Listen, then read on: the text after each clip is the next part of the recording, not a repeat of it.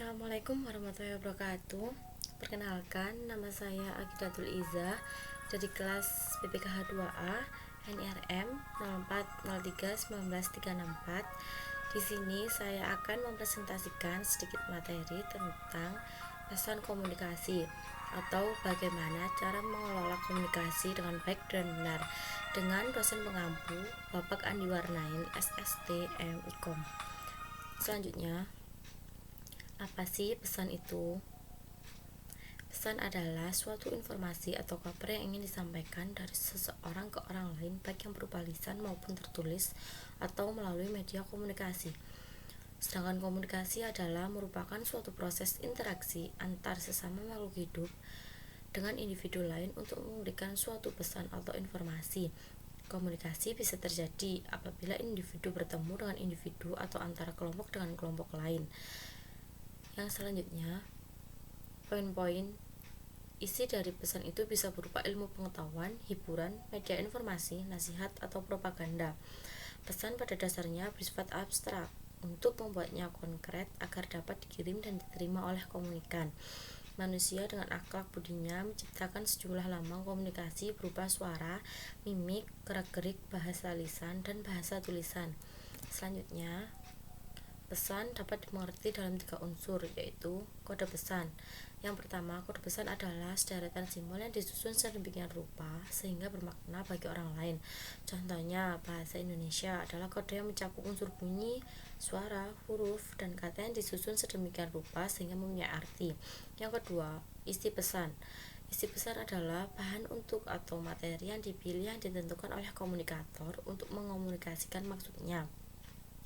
Yang ketiga adalah wujud pesan, sesuatu yang membungkus inti pesan itu sendiri agar komunikan tertarik akan isi pesan di dalamnya.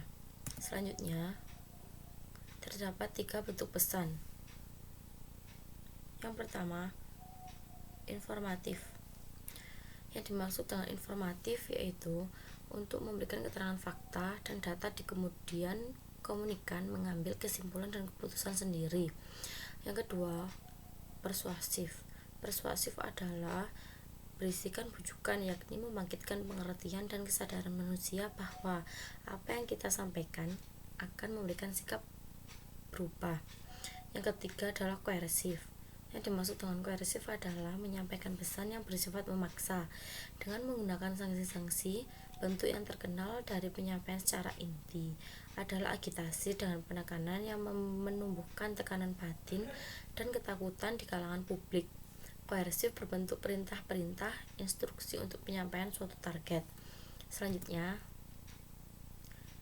menurut Cassandra dalam Cangar bahwa terdapat 2 model penyusunan pesan, yakni bersifat informatif dan penyusunan yang bersifat persuasif. Penyusunan pesan bersifat informatif adalah model penyusunan pesan yang bersifat informatif lebih banyak ditujukan pada perluasan wawasan dan kesadaran khalayak. Prosesnya lebih banyak bersifat difusi atau penyebaran sederhana, jelas, dan tidak banyak menggunakan jargon atau istilah-istilah yang kurang populer di kalangan khalayak. Yang kedua, penyusunan pesan yang bersifat persuasif. Model penyusunan pesan yang bersifat persuasif memiliki tujuan untuk mengubah persepsi, sikap, dan pendapat khalayak. Sebab itu, penyusunan pesan persuasif memiliki sebuah proposisi. Proposisi di sini ialah apa yang dikehendaki sumber terhadap penerima sebagai hasil pesan yang disampaikannya. Artinya, setiap pesan yang dibuat diinginkan adanya perubahan. Selanjutnya, ada empat macam penyusunan pesan bersifat informatif. Yang pertama adalah space order, artinya penyusunan pesan melihat kondisi tempat atau ruang, seperti internasional, nasional, dan daerah. Yang kedua, deductive order, artinya penyusunan pesan mulai dari hal-hal yang bersifat umum kepada khusus, misalnya penyusunan GBHN. Yang ketiga adalah time order, artinya penyusunan pesan berdasarkan waktu atau periode yang disusun secara kronologis. Yang keempat adalah inductive order, artinya penyusunan pesan yang dimulai dari hal-hal khusus ke hal-hal yang bersifat umum. Selanjutnya, ada 5 penyusunan pesan yang bersifat persuasi. Yang pertama adalah verbal, Artinya, metode penyusunan pesan dengan menimbulkan rasa ketakutan kepada khalayak. Yang kedua adalah reward ipel. Artinya, cara penyusunan atau penyampaian pesan menawarkan janji-janji kepada khalayak. Yang ketiga adalah emosional ipel. Cara penyusunan atau penyampaian pesan dengan berusaha menggugah emosional khalayak. Yang keempat, motivational ipel.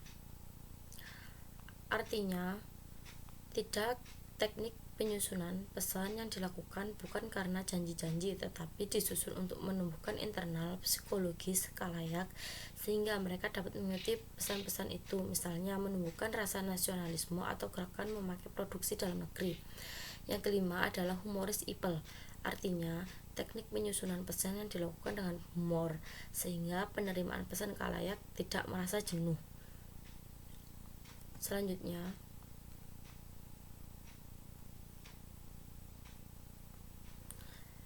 dalam mengolah dan menyusun pesan perlu memperhatikan beberapa hal sebagai berikut. Yang pertama adalah pesan yang disampaikan harus dikuasai lebih dahulu, termasuk struktur penyusunannya sistematis. Yang kedua, mampu mengemukakan argumentasi secara logis. Untuk itu harus mempunyai alasan-alasan berupa fakta dan pendapat yang bisa mendukung materi yang disajikan. Yang ketiga, memiliki kemampuan untuk gerakan-gerakan nonverbal.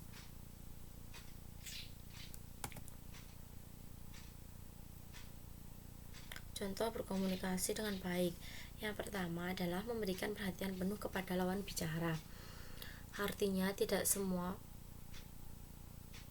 jika pendengar kita merupakan salah satu skala prioritas, maka ada baiknya kita berusaha untuk meluangkan waktu untuk berbicara. Yang kedua, berbicaralah dengan cara yang dapat diterima oleh orang lain. Maksudnya, ketika kita berhadapan dengan orang yang baru kita kenal, maka kita harus bisa berbicara dengan menggunakan kata-kata, nada suara, dan infleksi yang tepat. Meskipun begitu, potensi tidak diterimanya pesan dengan baik oleh orang yang kita tuju juga sangat besar. Yang ketiga adalah bersikap sabar ketika mendengarkan orang lain. Kita harus sabar mendengarkan apa yang dikatakan oleh orang lain. Caranya adalah dengan menghindari melakukan prediksi terhadap apa yang akan dikatakan oleh orang lain dan tetap fokus pada apa yang sedang dikatakan oleh orang lain. Yang keempat adalah bersikap terbuka dan jujur dengan orang lain. Tidak semua orang bisa bersikap terbuka kepada orang lain. Beberapa orang bahkan tidak dapat mengenali diri mereka sendiri, tidak mengerti apa yang ia butuhkan dan inginkan. Namun, ketika kita berada dalam suatu hubungan, maka bersikap terbuka adalah hal yang sangat penting. Selanjutnya, mengekspresikan diri sendiri ketika bersikap terbuka dengan orang lain. Ketika kita bersikap terbuka dan jujur dengan orang lain, maka kita juga terbuka pada berbagai cara berkomunikasi yang berbeda dan mengetahui bahwa orang lain juga membutuhkan keterbukaan yang sama. Yang selanjutnya, menunjukkan rasa hormat terhadap nilai-nilai yang dimiliki lawan bicara.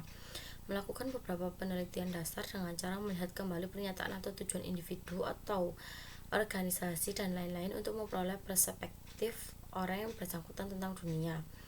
Selanjutnya, berusaha untuk mengendalikan emosi ketika membicarakan sesuatu hal yang sangat penting. Tidak seorang pun dapat berbicara tentang hal-hal yang penting atau hal-hal yang besar jika mereka merasa rentan secara emosi dan marah. Rasa marah dapat menyuguhkan informasi dan merangsang energi yang dapat digunakan sebagai positif. Selanjutnya, mengakui pemikiran, gagasan, atau perasaan orang lain. Ketika kita menunjukkan minat kita, orang yang sedang marah cenderung untuk mulai tenang. Ketika situasi mulai kondusif, maka komunikasi dapat kita lanjutkan. Kita bisa mulai dengan mengakui dan menghormati pemikiran, gagasan, atau perasaan orang lain. Kemudian kita sampaikan maksud kita tanpa menyinggung perasaan orang lain. Thank you.